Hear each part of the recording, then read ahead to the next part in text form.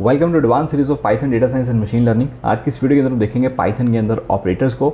Operators क्या है? Basically एक सिंबल होता है जो कि कंपाइलर को बताता है कि आपको किन्हीं दो वेरिएबल्स के ऊपर मैथमेटिकल ऑपरेशंस लगाने हैं या कुछ लॉजिकल मैनिपुलेशंस करनी है। जैसे अगर मेरे को दो नंबर्स को ऐड करना है तो उसके बीच में प्लस ऑपरेटर यूज़ होता है। तो ऐसी अलग अलग ऑपरेटर्स हैं पाइथन के अंदर। तो टोटल 7 तरह के ऑपरेटर्स हैं। जैसे फर्स्ट है अरिथमेटिक ऑपरेटर, जिसके ऊपर हम अरिथमेटिक लॉजिक्स लगाएंगे। सेकंड है असाइनमेंट ऑपरेटर, किसी वेरिएबल के अंदर कोई वैल्यू साइन करनी होगी। थर्ड है रिलेशनल या कंपैरिजन ऑपरेटर, कि दो वेरिएबल्स को कंपेयर करना है, कौन बड़ा है कौन छोटा है। उसके ऊपर लॉजिकल ऑपरेटर्स लगाएंगे। यहाँ पे लॉजिकल एंड, लॉजिकल और लॉजिकल नॉट ऑपरेटर को यूज़ करेंगे। जैसे हमारे पास एंड गेट, और गेट, नॉट गेट है, सेम चीज़ यहाँ पे हम यूज़ करने वाले हैं। उसके बाद बिट वाइज ऑपरेटर यूज़ होंगे। इसके अंदर हम एक एक बिट के अकॉर्डिंग मैनिपुलेशन करेंगे। यहाँ पे बाइनरी नंबर में कन्वर्ट किया जाएगा, फिर एक एक बिट के ऊपर मैनिपुलेशन की जाएगी। उसके बाद आइडेंटिटी ऑपरेटर है। यहाँ पे हम मेमोरी एड्रेस को कंपेयर करेंगे कि दो वेरिएबल्स का एड्रेस सेम है या डिफरेंट है। उसके बाद मेंबरशिप ऑपरेटर के ऊपर काम करेंगे कि चेक करना है क्या ये पर्टिकुलर नंबर जो है ये हमारी एक लिस्ट का मेंबर है या नहीं है, राइट। तो इनको स्टेप बाय स्टेप देखते हैं कि कैसे काम करते हैं। सबसे पहले हम देखेंगे अरिथमेटिक ऑपरेटर्स को। अरिथमेटिक ऑपरेटर्स के अंदर हमारे पास एडिशन है, सब्ट्रैक्शन है, मल्टीप्लिकेशन है, डिवीजन है, एक्सपोनेंट है, मॉडुलस है एंड फ्लोट डिवीजन है। अब इनका क्या मीनिंग है, यहाँ पे हम प्रैक्टिकल इसको इम्प्लीमेंट करके देखते हैं। तो यहाँ पे मैं यूज़र से दो नंबर इनपुट कर रहा हूँ। तो इनपुट फंक्शन को यूज़ करेंगे इंटीजर के अंदर, यहाँ पे टाइप कास्ट करेंगे और यहाँ पे लिखते हैं एंटर फर्स्ट नंबर। तो फर्स्ट नंबर मैंने यहाँ पे एंटर किया n1 में। ऐसे ही मैंने ले लिया एंटर सेकंड नंबर, उसको हम ले लेते हैं n2 के अंदर। अब अगर आप इसका रिज़ल्ट सेव करना चाहते हो तो एक थर्ड वेरिएबल लेते हैं, उसमें लिखते हैं नंबर 1 को नंबर 2 से ऐड कर दो। उसके बाद जो भी उसका रिज़ल्ट आ रहा है वो हम लिख देते हैं कि जो भी एडिशन हो रही है वो किस में बढ़ी है, s के अंदर। तो s को प्रिंट कर लेंगे। अब यहाँ पे 10 लिखा, एक मैंने 20 लिखा, तो रिज़ल्ट मेरे को क्या मिल गया, 30। अब यहाँ पे इस s को मैं कहीं भी यूज़ कर सकता हूँ। मान लो अगर मेरे को यहाँ पे इस s को यूज़ करना है तो मैं यूज़ कर सकता हूँ, क्योंकि इसका जो रिज़ल्ट है वो सेव हो चुका है। अब अगर आप रिज़ल्ट को सेव नहीं करना चाहते, आप चाहते हो कि डायरेक्ट मुझे प्रिंट करना है, कि मेरे को मेमोरी सेव करनी है, तो यहाँ पे हम क्या करेंगे, नंबर 1 प्लस नंबर 2 को डायरेक्ट प्रिंट कर लेंगे। अब ये रिजल्ट सेव नहीं है, आप इसको फ्यूचर में 30 को यूज़ नहीं कर सकते, आपको फिर से प्लस लगाना पड़ेगा। तो डिपेंड करता है आपको प्रिंट पर्पज़ के चाहिए तो आप सीधा यहाँ पे प्रिंट कर दोगे। अगर आपको सेव करना है और फ्यूचर में कभी यूज़ करना है, फिर हम उसको वेरिएबल में सेव करते हैं। तो अभी मैं यहाँ पे ले लेता हूँ एक 5 और एक 2, तो 5 और 2 का सम क्या हो गया, 7। अब ऐसी एडिशन, सब्ट्रैक्शन, मल्टीप्लिकेशन, डिवीजन सबको यहाँ पे लिख लेते हैं। Addition, subtraction, multiply, division, float division, exponent, modulus सबको यूज़ करेंगे। यहाँ पे प्लस, माइनस, यहाँ पे मल्टीप्लाई का साइन यूज़ करेंगे, यहाँ पे डिवाइड का साइन यूज़ करेंगे, यहाँ पे फ्लोट डिवीजन को यूज़ करेंगे, यहाँ पे रिमाइंडर चेक करने के लिए परसेंटेज का साइन यूज़ करेंगे, और यहाँ पे एक्सपोनेंट के लिए यहाँ पे डबल मल्टीप्लिकेशन का साइन यूज़ करेंगे, या एस्टेरिस्क साइन भी बोलते हैं इसको। तो ये हो गया हमारा सब्ट्रैक्शन, ये होगी हमारी मल्टीप्लिकेशन, ये होगी हमारी डिवीजन, इसको बोलेंगे फ्लोट डिवीजन, एंड ये होगा हमारा मॉडुलस जिसको रिमाइंडर बोलते हैं।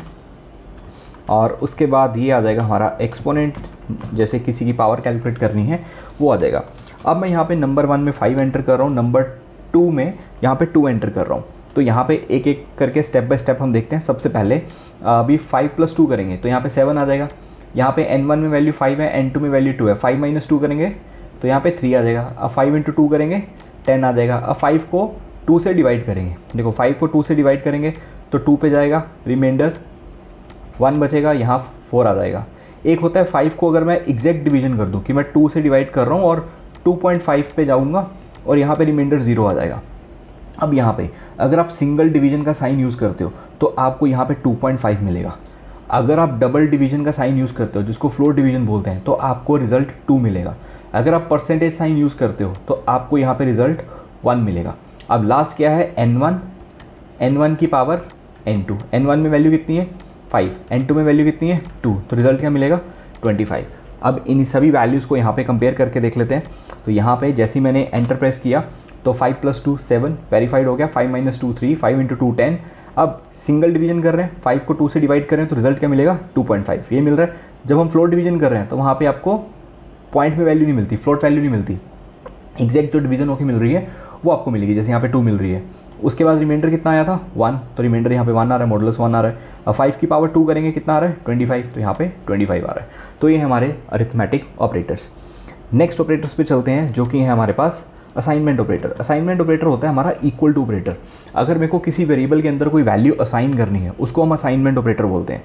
जैसे कि मान लो एक वेरिएबल ले लिया मैंने x, उसके अंदर वैल्यू लिख दी 5, तो ये जो 5 है ये किसके अंदर सेव हो चुकी है, x के अंदर। लेफ्ट साइड पे हमेशा आपका वेरिएबल होगा और राइट साइड पे हमेशा आपकी वैल्यू होगी, तो ये चीज़ आपको ध्यान में रखनी है। सो इक्वल टू जो है ये हमारा क्या है, असाइनमेंट ऑपरेटर, ठीक है। तो अब यहाँ पे मैं दोबारा से वेरिएबल्स के अंदर वैल्यू साइन करता हूँ। जैसे मैंने यहाँ पे लिख लिया a इक्वल टू 10 और b इक्वल टू 20, मतलब a के अंदर अब 10 पड़ा है, b के अंदर क्या पड़ा है, 20 पड़ा है। a को भी प्रिंट कर लेते हैं, b को भी प्रिंट कर लेते हैं, 10 और 20 प्रिंट हो जाएगा। अब मैं यहाँ पे लिख रहा हूँ a equal to a plus b। अब a की वैल्यू पहले कितनी थी 10, b की वैल्यू कितनी है 20, तो 10 प्लस 20 कितना हो जाएगा 30। अब a में रिजल्ट कितना आ जाएगा 30, तो अब a की वैल्यू क्या होगी 10 से 30 होगी। अब मैं a को कहीं भी प्रिंट करूँगा तो उसकी वैल्यू क्या मिलेगी 30। इसी चीज़ का शॉर्टकट वे भी है हमारे पास लिखने का।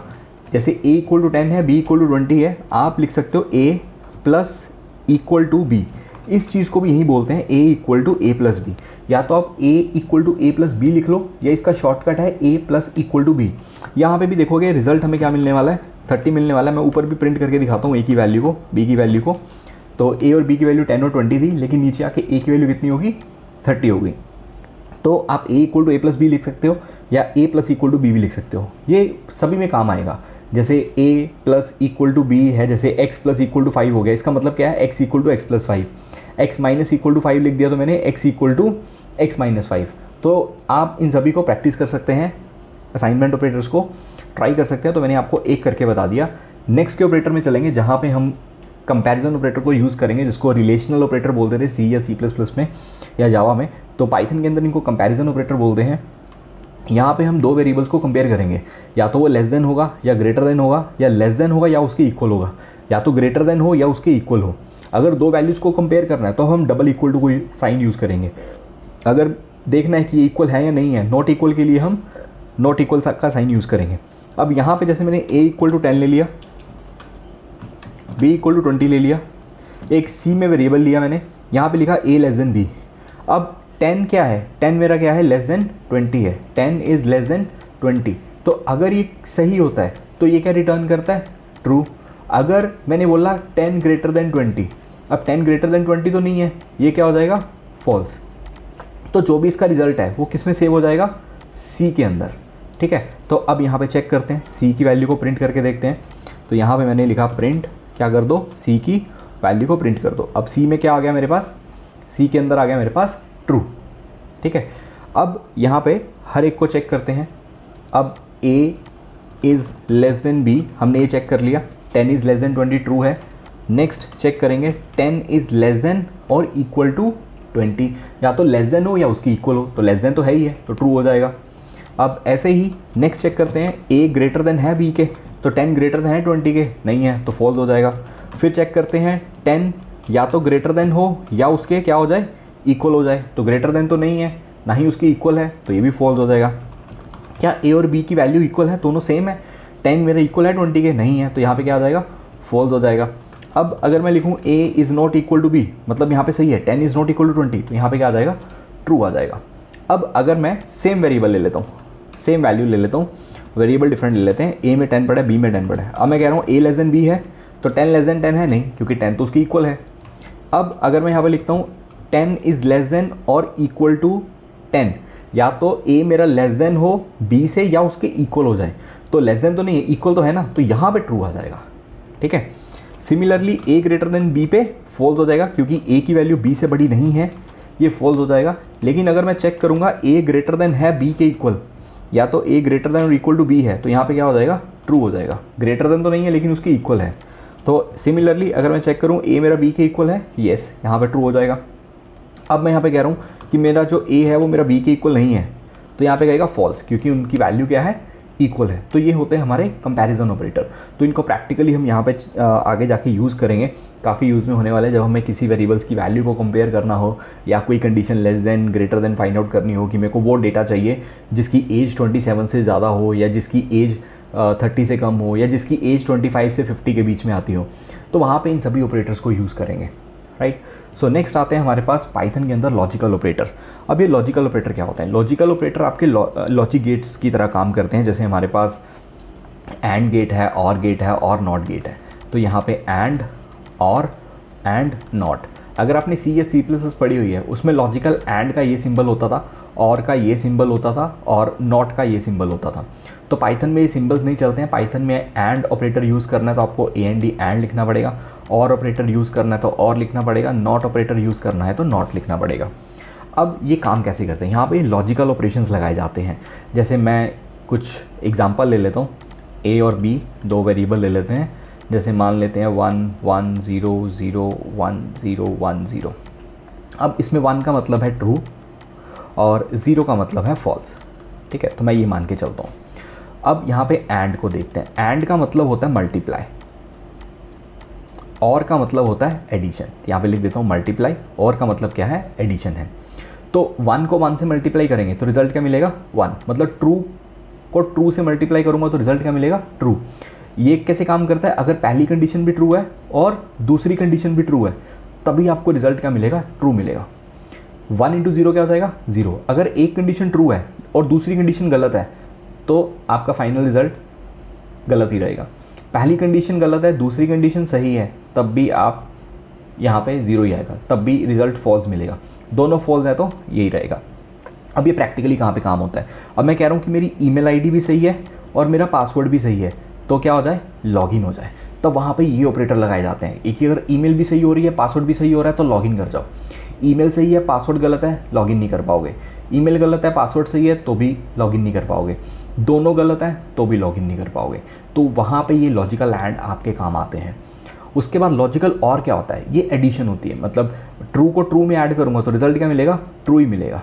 अब 1 + 0 करूँगा तो भी क्या मिलेगा, 1। 0 + 1 करूँगा तो भी क्या मिलेगा, 1। 0 + 0 करूँगा तो रिजल्ट क्या मिलेगा, 0। ये होता है दोनों में से कोई एक कंडीशन ट्रू हो जाए, या तो दोनों ट्रू हो जाए या दोनों में से कोई एक कंडीशन ट्रू हो जाए तो भी चल जाएगा। अब जैसे एग्जांपल के तौर पे मैं समझाता हूँ।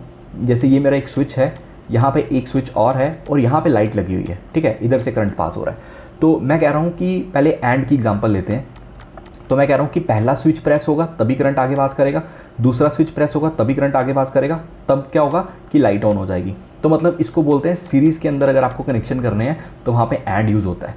दूसरा, अगर मैं पैरेलल कनेक्शन की बात करूँ, यहाँ पे एक स्विच है, यहाँ पे एक स्विच है और यहाँ पे एक लाइट लगी हुई है। अब या तो मैं स्विच इसको प्रेस कर दूँ तो भी लाइट ऑन हो जाएगी, अगर मैं इसको प्रेस नहीं करता, ठीक है, तो नीचे को प्रेस कर देता हूँ तो भी लाइट ऑन हो जाएगी। तो दोनों में से कोई एक स्विच प्रेस कर लूँ तो करंट तो या तो ऊपर से पास हो जाएगा या नीचे से पास हो जाएगा। इसको बोलते हैं पैरेलल कनेक्शन। तो वहाँ पे भी ये काफ़ी काम आते हैं। इलेक्ट्रिकल और इलेक्ट्रॉनिक्स जो पढ़ रहे होंगे उनको ये चीज़ें समझ में आ रही होंगी, राइट। अगर आप लेमैन हैं तो भी आपके लिए ये समझना ईजी है। तो एंड एक तरह से सीरीज़ की तरह काम करता है और आपका पैरेलल कनेक्शन की तरह काम करता है।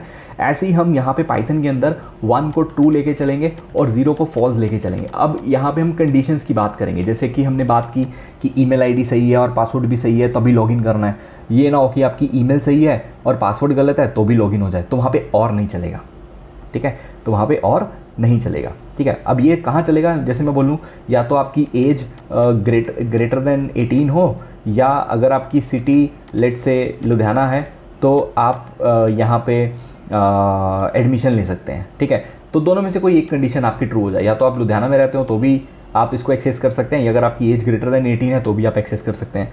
तो ये और की एग्जांपल होगी, ठीक है। अगर मैं बोलूँ कि आपकी एज भी बड़ी होनी, 18 से ज़्यादा होनी चाहिए और आप रहते भी लुधियाना में होने चाहिए, तभी आप इस चीज़ को एक्सेस कर सकते हैं, ठीक है। तो देन उसमें क्या हो जाएगा, वो आपका लॉजिकल एंड में कन्वर्ट हो जाएगा। इनको प्रैक्टिकली यहाँ पे चेक करते हैं कैसे ये काम करते हैं। सो फर्स्ट चलते हैं लॉजिकल एंड में। तो मैं यहाँ पे कह रहा हूँ प्रिंट, पहली कंडीशन ट्रू है तो मैं डायरेक्ट ट्रू लिख रहा हूँ, एंड दूसरी कंडीशन भी ट्रू है, तो फाइनल रिजल्ट आपको क्या मिल रहा है, ट्रू। अब फर्स्ट कंडीशन ट्रू है और सेकेंड कंडीशन में यहाँ पे फॉल्स कर देता हूँ, तो रिजल्ट क्या मिल रहा है, फॉल्स। अब फर्स्ट कंडीशन फॉल्स कर देते हैं, सेकेंड कंडीशन ट्रू कर देते हैं, तो रिजल्ट क्या मिल रहा है, फॉल्स। अब अगर मैं दोनों कंडीशन फॉल्स कर दूं तो भी रिजल्ट आपको क्या मिलेगा, फॉल्स, ठीक है। तो ये हमने वेरीफाई कर लिया। ट्रू को ट्रू से ऐड करेंगे तो ट्रू मिलेगा, ट्रू को फॉल्स से ऐड करेंगे तो फॉल्स मिलेगा, फॉल्स को ट्रू से और फॉल्स को फॉल्स से भी आपको फॉल्स ही मिलने वाला है। यही चीज़ हम और के केस में चेक कर लेते हैं। अब एंड की जगह मेरे को क्या करना है, और करना है, तो यहाँ पे और कर देते हैं। सिमिलरली यहाँ पे और कर देते हैं। तो ट्रू को ट्रू पे और करेंगे तो true, true plus false, true, false plus true, true, false plus false, false. तो ये हमने जो अभी लॉजिक गेट्स बनाए थे, यहाँ पे जो ट्रुथ टेबल बनाया था, ठीक है, उसको ट्रुथ टेबल बना बोलते हैं, जो भी मैंने अभी यहाँ पे बनाया था, तो वो हमने वेरीफाई कर लिया। अब कंडीशंस लगाते हैं, जैसे a इक्वल टू 10 है, b इक्वल टू 20 है और c इक्वल टू 30 है। अब मैं यहाँ पे लिख रहा हूँ if a is less than b, अगर a की वैल्यू लेस देन b है and a is less than c, अगर a मेरा b से भी छोटा है और a मेरा c से भी छोटा है, 10 लेस देन 20 क्या होगा, ट्रू, और उधर क्या होगा 10 लेस देन 30 क्या होगा, ये भी ट्रू। तो फाइनल रिजल्ट आपको क्या मिलेगा, ट्रू। अब यहाँ पे इफ़ नहीं लगाते हैं, सिर्फ प्रिंट स्टेटमेंट में लिखते हैं। इफ़ आगे जाके देखेंगे a is less than b है, yes, and a is less than c है, येस, दोनों कंडीशन ट्रू हैं, तो फाइनल रिजल्ट क्या मिल रहा है, ट्रू। अब सेकंड कंडीशन फॉल्स कर देते हैं, a ग्रेटर देन c। तो पहली कंडीशन ट्रू है, 10 इज़ लेस देन 20, लेकिन 10 ग्रेटर देन है 30 से, नहीं है, तो यहाँ पर रिजल्ट क्या हो जाएगा, फॉल्स। अब ऐसी फर्स्ट कंडीशन फॉल्स कर देते हैं, सेकंड ट्रू रहने देते हैं, तो यहाँ पे भी क्या मिलेगा, फॉल्स। अब दोनों कंडीशन फॉल्स कर देते हैं, यहाँ पे भी ग्रेटर देन कर देते हैं, यहाँ पे भी ग्रेटर देन कर देते हैं, तो ये भी क्या हो जाएगा, फॉल्स। अब सेम चीज़ अगर मैं और के केस में देखूँ, तो और के केस में यहाँ पे भी ट्रू आ जाएगा, फर्स्ट कंडीशन ट्रू हो जाएगी क्योंकि दोनों ट्रू हैं। सेकंड में फर्स्ट ट्रू है, सेकंड फॉल्स है, तो भी ट्रू हो जाएगा। उसमें फर्स्ट फॉल्स है, सेकंड ट्रू है, तो भी ट्रू हो जाएगा। और जब दोनों फॉल्स हैं तब जाके फॉल्स आएगा, ठीक है। तो और के केस में या तो दोनों में से कोई एक कंडीशन चल जाए तो भी ट्रू हो जाएगा, या दोनों सही हो जाए तो भी ट्रू हो जाएगा, ठीक है। लॉजिकल नोट क्या होता है, ये आपके लॉजिक को रिवर्स कर देते हैं। जैसे कि ए में मैंने एग्जांपल दी, यहाँ पे ट्रू पड़ा है और मैं प्रिंट कर दूँ नॉट ऑफ ए, तो ये क्या हो जाएगा, फॉल्स कर देगा। तो अगर ए में फॉल्स है और अगर मैं प्रिंट करूँ नॉट ऑफ ए, तो उसको ट्रू बना देगा। अब एंड की अगर मैं सारी लॉजिक्स उल्टे कर दूं, उसको बोलते हैं नैंड। एंड के सारे ऑपरेशंस उल्टे कर दूं, उसको क्या बोलेंगे, नैंड। कि अगर दोनों कंडीशन ट्रू हैं तो वहाँ पे फॉल्स मिले, जैसे ऊपर चलते हैं, दोनों कंडीशन ट्रू है तो यहाँ पे फॉल्स मिले, दोनों में से कोई एक कंडीशन ट्रू है या दोनों फॉल्स हैं तो वहाँ पे ट्रू मिले, मतलब ये तीनों ट्रू हो जाए, ये फॉल्स हो जाए, उसको बोलते हैं नैंड, ठीक है। तो उसको बोलते हैं लॉजिकल नैंड। या अब ये लॉजिकल नैंड पाइथन के अंदर तो एग्जिस्ट नहीं करता, लेकिन हम खुद से बना सकते हैं, ठीक है। तो उसके लिए हम क्या करेंगे, हमें इनकी आउटपुट को ही तो रिवर्स करना है, तो मैं इनको यहाँ पे नॉट ऑपरेटर के अंदर पास कर देता हूँ। तो जो भी इनकी आउटपुट आ रही है उसको मैं क्या कह रहा हूँ, उसको रिवर्स कर दो। जो भी आउटपुट आ रही है उसको रिवर्स कर दिया जाए। यहाँ पे चेक करें, देखो फर्स्ट फॉल्स होगी, बाकी तीनों ट्रू हो गए। ऐसे ही और का उल्टा होता है नॉर, यहाँ पे लिख सकते हैं लॉजिकल नॉर। अब ये एग्जिस्ट नहीं करते हैं लेकिन हम बना सकते हैं खुद से, ठीक है। तो एंड की जगह बस और कर देते हैं, तो ये बन जाएगा हमारा लॉजिकल नॉर। नॉट हमारा ऑलरेडी आगे लगा हुआ है, तो जैसे इसको रन करेंगे, जहाँ पे ट्रू ट्रू ट्रू फॉल्स आ रहा था, अब यहाँ पे क्या आ जाएगा, फॉल्स फॉल्स फॉल्स ट्रू आ जाएगा। नेक्स्ट आते हैं हमारे पास बिटवाइज ऑपरेटर।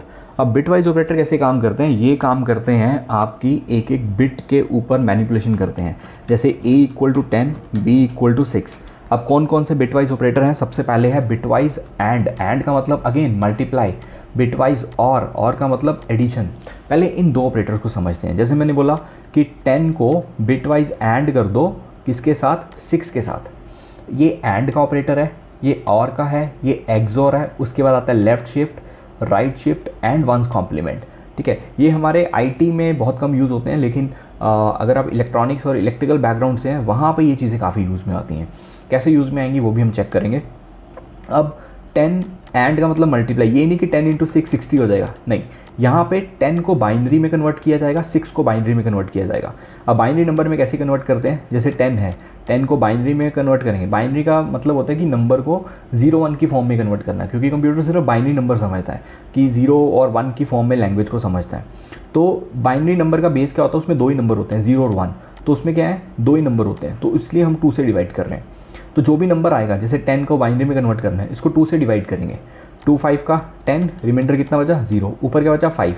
इस 5 को फिर से 2 से डिवाइड करेंगे, ये 4 पे जाएगा, यहाँ पे रिमाइंडर 1, फिर इस 2 को फिर से डिवाइड करेंगे, रिमाइंडर कितना बचा 0, ऊपर बचा 1, इस 1 को फिर से डिवाइड करेंगे, अब रिमाइंडर कितना बचा 1।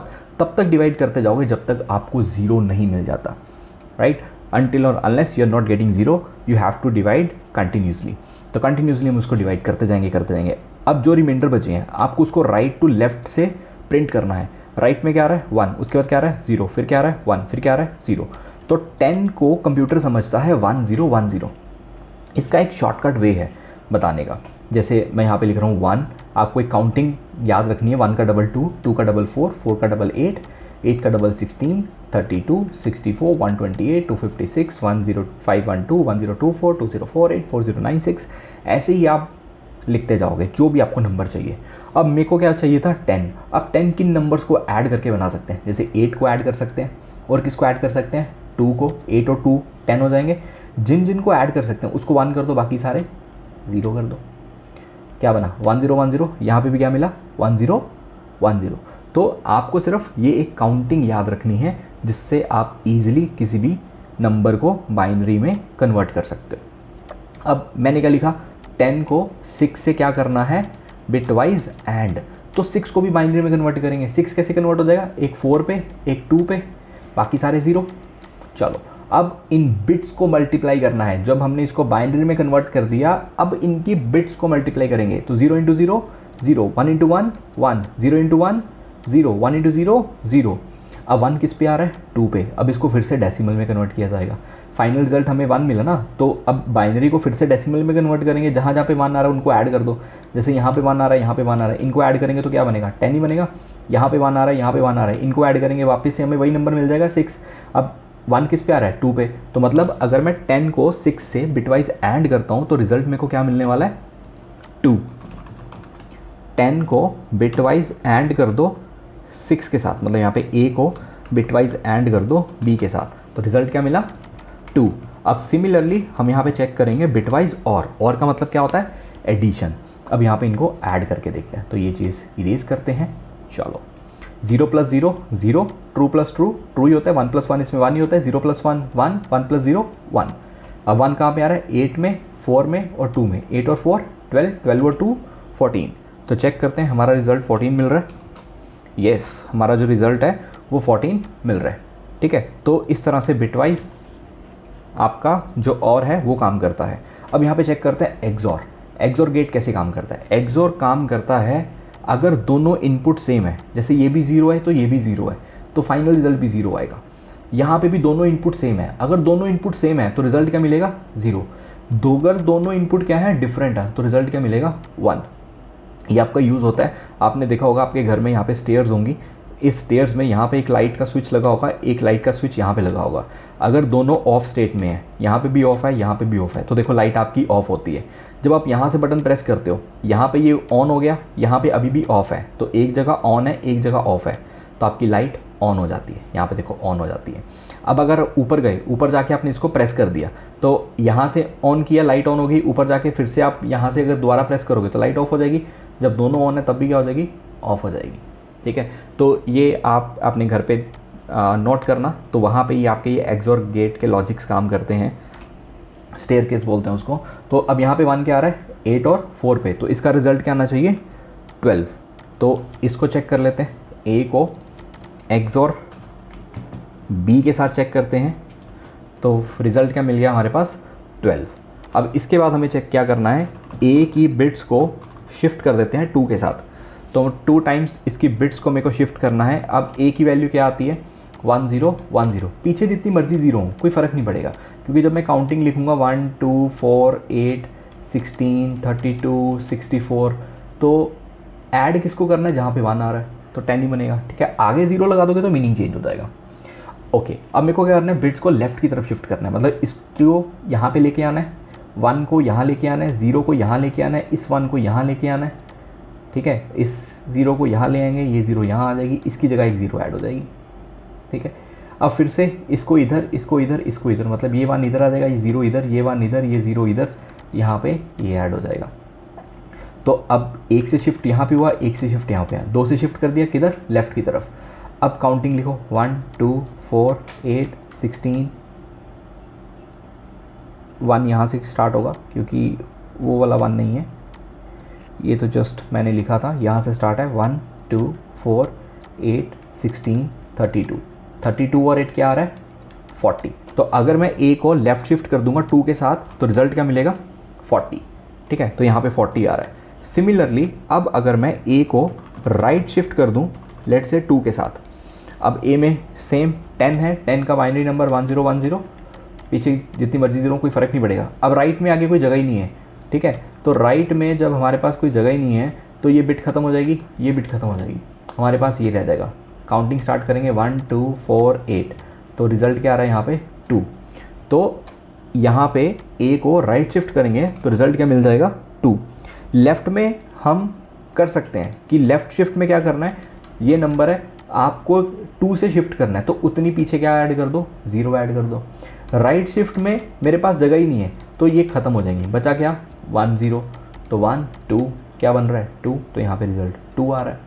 यहाँ पे 1 2 4 8 16 32, 32 और 8 40, तो यहाँ पे 40 आ रहा है। अब लास्ट है वंस कॉम्प्लीमेंट। वंस कॉम्प्लीमेंट क्या होता है कि जैसे ए में वैल्यू क्या पड़ी है 1 0 1 0, वंस कॉम्प्लीमेंट होता है कि 1 को 0 कर दो, 0 को 1 कर दो, बिट्स को इन्वर्ट कर दो, उल्टा कर दो।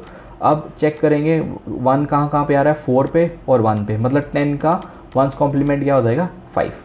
इसका एक नेगेटिव में भी निकलता है, उसका शॉर्टकट बता रहा हूँ। जैसे नंबर है 10, 10 का वंस कॉम्प्लीमेंट नेगेटिव में निकलता है, इसमें आप एक नंबर ऐड कर दोगे 11 और साइन चेंज, तो 10 का वंस कॉम्प्लीमेंट नेगेटिव में क्या निकलता है -11। तो ये कंपाइलर हमारा ये 5 नहीं निकालता, ये नेगेटिव में निकालता है, तो उसको इस तरह से निकालते हैं।